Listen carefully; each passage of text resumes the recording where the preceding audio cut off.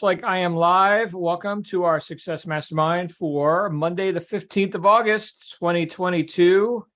John Lavenia here with you as always, and excited to talk about something that I think is going to serve you no matter where you're at in your business or in your life, in different areas of life today, and that is a return to consistency. Before I get into that, though, I do want to remind everyone that tonight at 9 p.m. Eastern U.S. time, we are having our book study group hosted by the paying members of the John Lavenia Success Mastermind. That's going to be also broadcast here on the YouTube channel. And we are still in the book by Dale Carnegie, How to Stop Worrying and Start Living. So we've gotten a lot of mileage out of that. We're going to get some more tonight, cover a few more chapters. We're about halfway through the book now, and I'm excited to hear where that conversation goes as we dig into it. But back to our topic for this morning. Return to consistency. So we've all had situations in our life where we've had to learn a new skill. Hopefully we have, right? That or you already know everything and you're not making any progress, right? Which is probably not the case if you're in this conversation, but we've had to learn new skills. Let's say we're starting a new business or a job or whatever, right? I mean, there's going to be things to learn. And at first, with any learning curve, there's a slowness about it. There's what a lot of people would call conscious incompetence. I know that I don't know, therefore let me be very deliberate. And hopefully you do this. Hopefully you're not like reckless when you go into some new endeavor. But I need to put more attention on these little actions that than I would if I was already, experiencing mastery or habitual action. So at first we don't have consistency. And then if we look at where other areas of life where we're not starting something new, where we've done it for a long time and we don't even have to think about it anymore, we've got habits, which the part of any habit was consistent, right? So that's a consistent thing that we do without taking much or any thought for it, right? So the bridge then between total newbie and someone who just automatically and habitually does right action, or hopefully right action, is how consistent we've been. And to the point where we can develop habits that we no longer even have to think about it.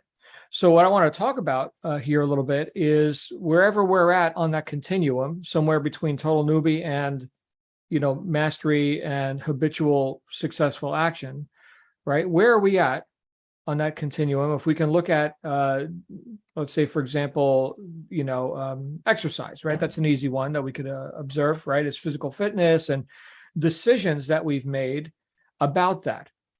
Okay. So let's say, for example, you have an idea of, this would be better in terms of weight loss, muscle gain, whatever. I've got an idea. I've got a target. I've got a picture in my mind of what I would like to happen. I'd like to be stronger or have more endurance and be able to play with the grandkids or whatever.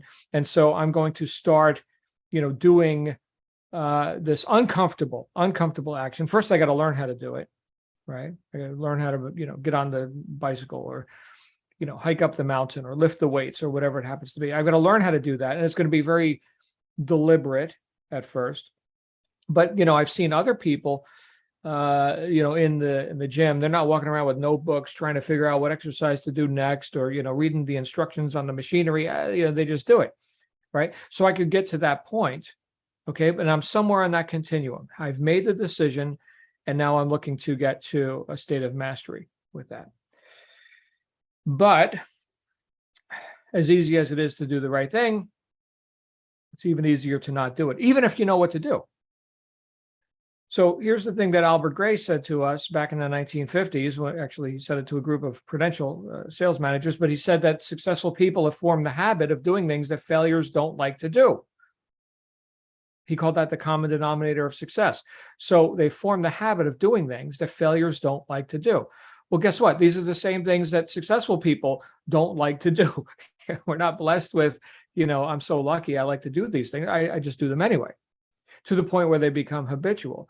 So now that we know what to do, which is the biggest stop, by the way, is not knowing what to do. All right. So once we've got an idea, an education about something, we've made some decisions on it. Now we know what to do. And it may be awkward and clunky at first because we're not in the habit of doing it. We haven't done it consistently.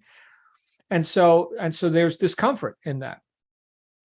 There's discomfort with, I don't know if we have any runners listening right now, but when you first start running, right? So the muscles, like, oh man, the shock of it all. But then there's like endurance runners that, once you get past what I've heard is called the wall, right? So this would be like a marathon kind of thing. There's like this wall, metaphorically speaking, right? And then beyond that, you can just go and go and go, right? And you train for this, right? You don't just show up and do it.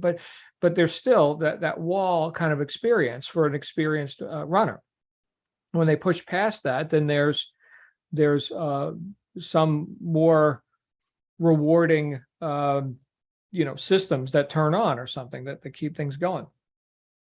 But to even get to that wall, to even get to that point, we've got to have put ourselves in an uncomfortable spot.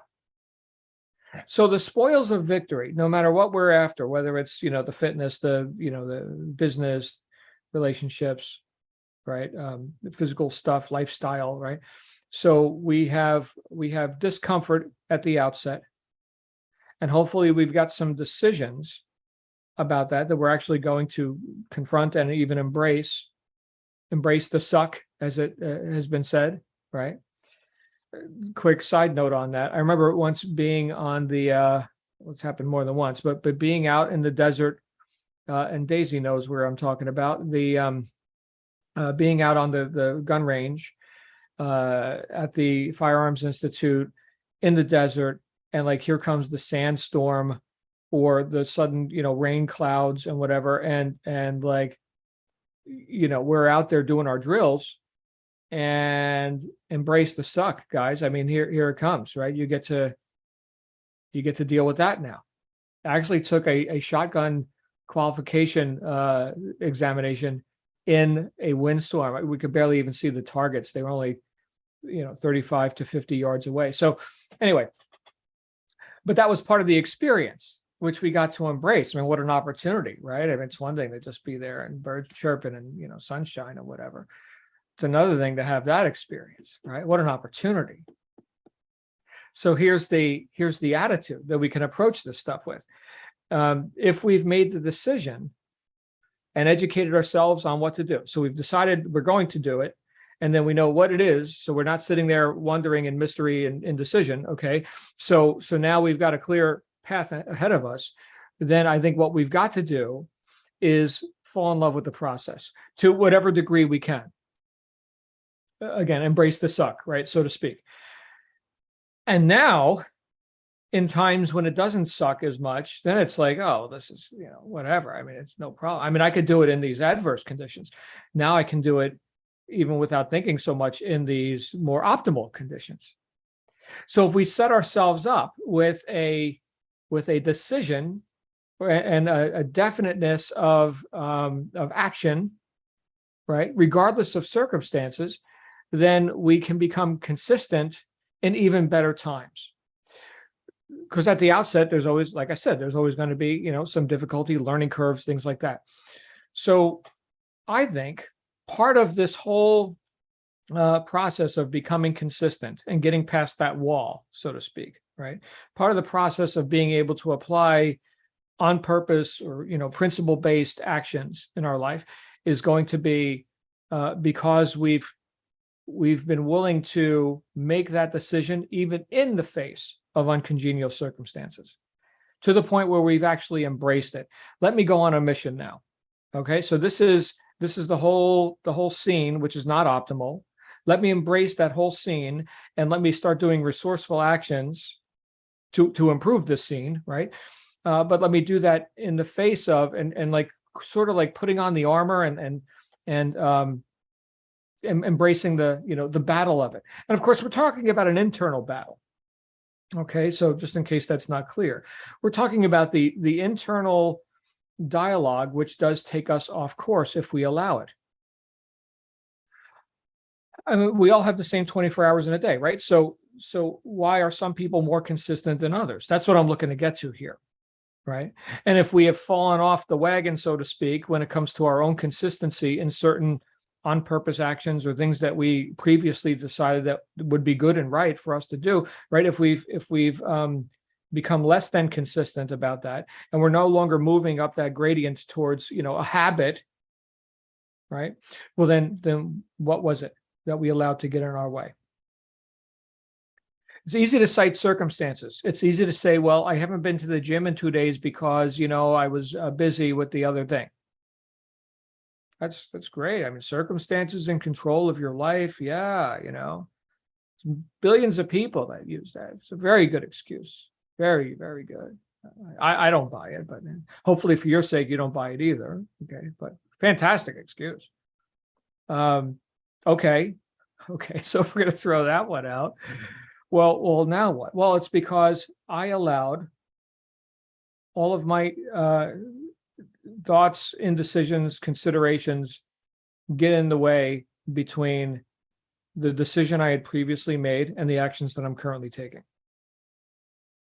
And we've all done it. Okay. In fact, if we break down indecision itself, the anatomy of indecision, I would say, just in my own looking at it and how it's worked in my own life, is the component parts of any indecision would be considerations.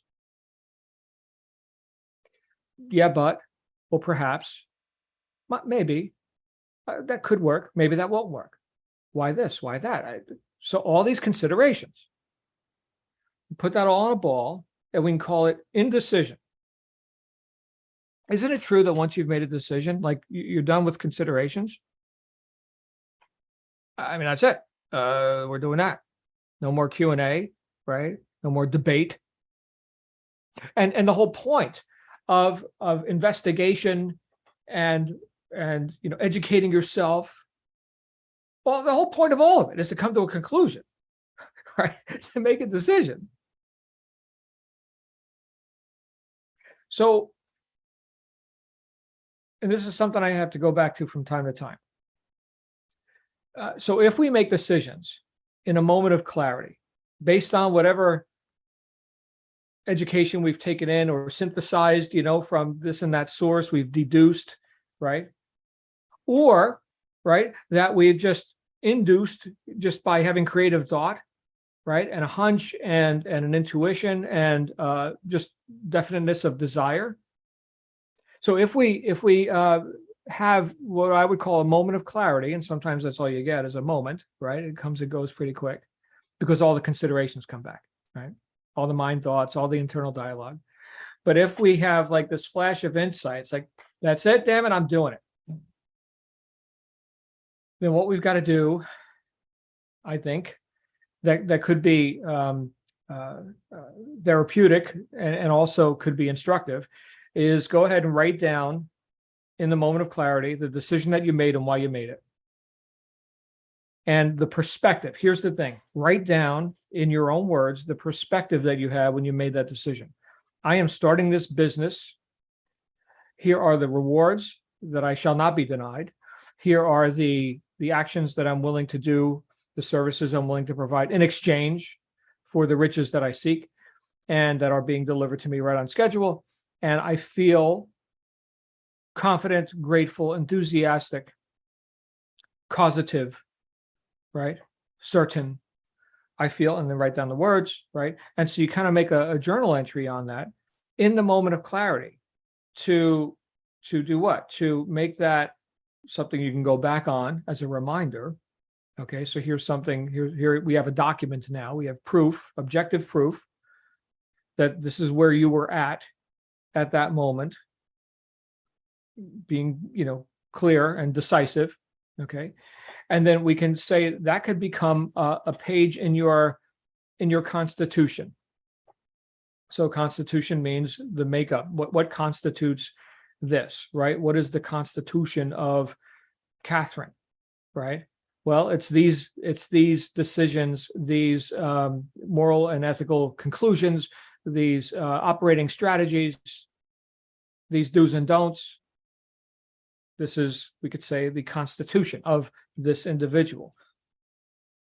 or this family, this business organization, this country, this whatever, right? So that's what we're talking about, right? So here is a page of your constitution that you could ratify. You're the entire committee on this one. Okay. And then based on that, you can look back and you could say, does this match up? Am I being consistent with or congruent with these lofty ideas and decisions that were made in a moment of clarity?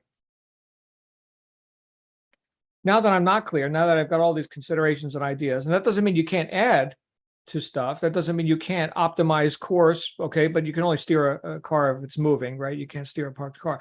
So if we're finding ourselves less than consistent with things that we decided in a moment of clarity, we can go back and we can remind ourselves, in other words, give ourselves orders, because now you're also, right, the general of the army, right? You could say, well, now, okay, you need to go and do what we agreed, right? I mean, this is just your integrity on the line. That's all we're talking about. Nothing major, right? It's just your integrity. And having been questioned by people who were seeking secrets as to why I had become successful in the top burner in this deal, and the stuff that I've done that's more notable. I find myself coming back to this idea of consistency as the overarching answer. Sure, having a purpose, a why, right, and decisiveness, that's the foundation. But then the demonstration comes through consistent action. Someone asked me, how did you become the top person? I said, well, I've just been more consistent than anybody else in applying these principle-based actions. In this case, it was like a sales operation, right? So I do the things which are going to produce sales and customers and revenue, right? I do that apparently more consistent than anyone else. And I suppose if somebody else was more consistent than me, then they would be the top person. Right now it's me. And it has been for years. So in that way, I give people, hopefully, if you're picking up, what I mean by that, is that there is no secret. Okay, I'm giving you, here's the formula which anyone can duplicate. Just like if we had a recipe and we all followed it, we'd all have a similar or almost identical product. I mean, there may be, slight differences here and there, shape, size, how well it was mixed or whatever, the cake batter. I don't know, I'm not a baker. Okay, but you get the idea.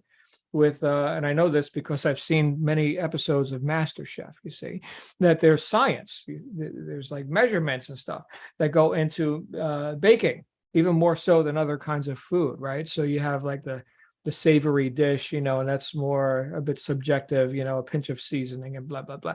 When it comes to the cake, you get out the measuring devices, right? And you do not deviate from the specific instructions. It's kind of like a laboratory project, right? And bakers know this stuff. So in that way, if we all had the recipe, well, we would all get, a pretty similar product. And there is a bit of finesse and experience that goes into, I guess, greasing the pan and, kind of having a bit more intuition on, when that cake is done and that one needs one more minute in the oven. So I don't have the experience with that, but we would all have something edible. Hopefully, right? We'd all have something edible because we followed the recipe. Now, if we did that with guidance, so here's the master baker, and also, your counselor in this case, and you can say, do you have any second opinion on that, right? I'm your student, right? And so they could make observations, right? Would you not build your own confidence because now you're leaning on somebody else, right? But would you not also, if you're showing up in the bakery with the master baker, would you not also show up more consistently? You probably wouldn't take too many days off. If the baker is showing up and it's your goal to learn and master this stuff, you're going to keep showing up. This is called an accountability partner. So the baker, the master baker, yes, they have distinctions. They can see things that the junior baker cannot. They're going to learn, okay, and ultimately become a master baker themselves. But they're going to do it much more rapidly because we have agreed upon purpose and a time-bound agreement that at this time and in this place, this action will occur. And someone besides yourself would know if you don't show up. So now we're going to be more consistent, because if we can't even have integrity to ourselves, if that's not enough, well, how embarrassing if I don't even show up when the master is there to give me my tutelage or whatever. I think this stuff is fascinating. I mentioned to you guys recently, and this is just a bit of an aside, okay, but I mentioned to you recently that I was shocked when I saw the first time I've ever seen an episode of a show, Hoarders. Yes. These are people that have like a deranged, compulsion to just like fill their entire living space, every nook and cranny with stuff. I mean, piled up to the ceiling, old food, rotten, filthy, disgusting, shocking to me. And I remember one of the people in their moment of clarity, right? One of the hoarder type people were talking with a counselor, someone who's going to come in and work with them psychologically. And hey, we're going to bring in a crew. We're going to help you with all this, right? And so there was a bit of massaging of that, right? It wasn't just, hey, you're fired, get the hell out. We're going to gut this place, right? So they were given a bit of control over that and negotiation, and feel like they were, it's their stuff after all. They're mentally sick, okay, but they were being negotiated with. And one of the people admitted this is like embarrassing, So in that moment of clarity, they were able to look and say, what I'm doing to myself and my family, the living space here, is embarrassing. Now I have a professional coming in.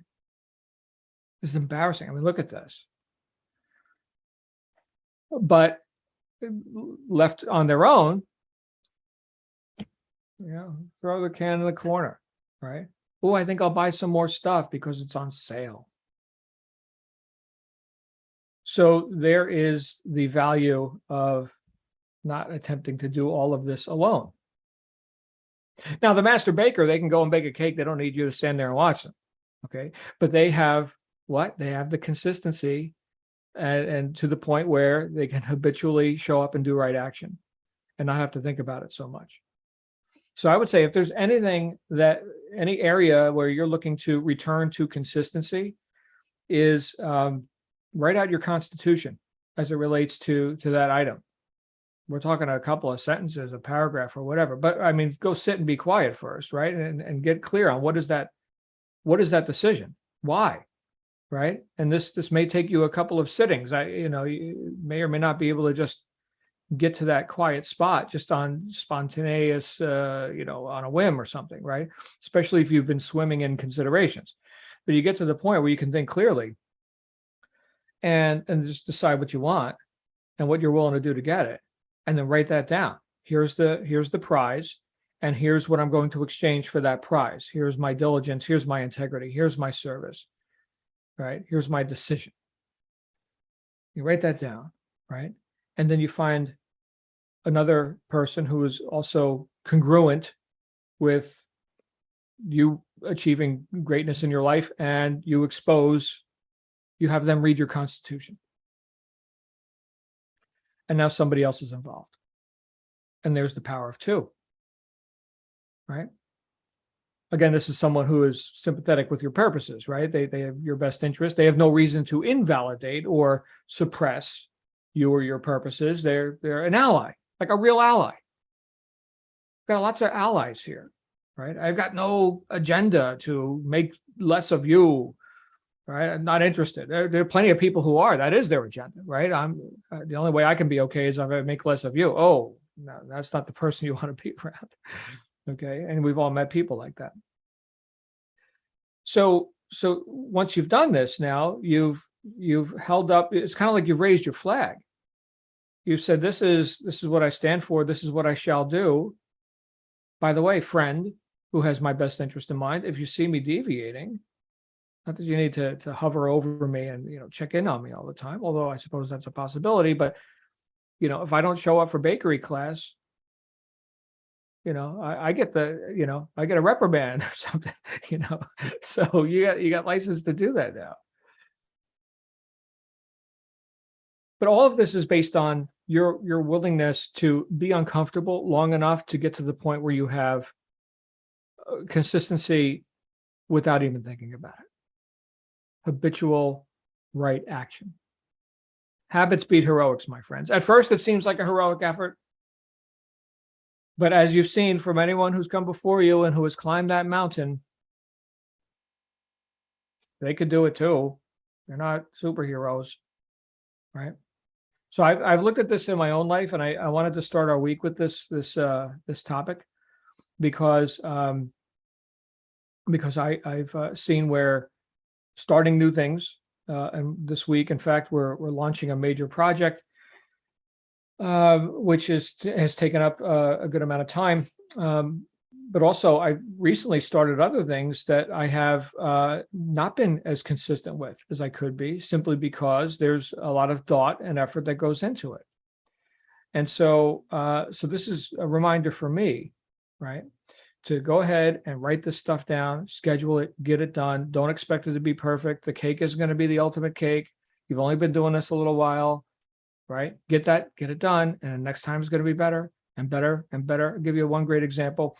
From, I think everyone can relate to this, right? Let's say you want to start bringing in more leads and customers and for what you're doing. Well, you're going to have to promote, right? So that's one of the first things you got to do is make yourself known in the marketplace. Nobody can buy your stuff if you're running a secret business.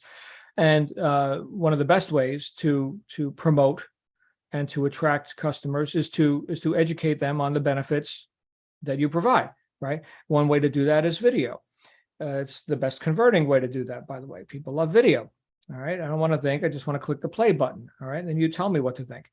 So that's what video is, right? Tell me what to think. So in that way, let's say you've never done video, or you've done one or two crappy videos or whatever, and you're concerned that your video, that you got an idea that you should do videos. You're not sure what to do them about. By the way, you can go look at what other people in your field are doing, right, and get some ideas, and then just kind of make it your own. So it's not that hard. But the thing is, you've got resistance, internal resistance to do this, because what if it sucks, and it's my first video, or the last two videos I did sucked, and whatever. Okay, remember how I said embrace the suck, right? So here's the windstorm, and you're out there doing your drills, right? Well, embrace the suck. Right? The only way to unsuck it is to get through it. The way out is the way through. So go do a sucky video. Do it. I mean,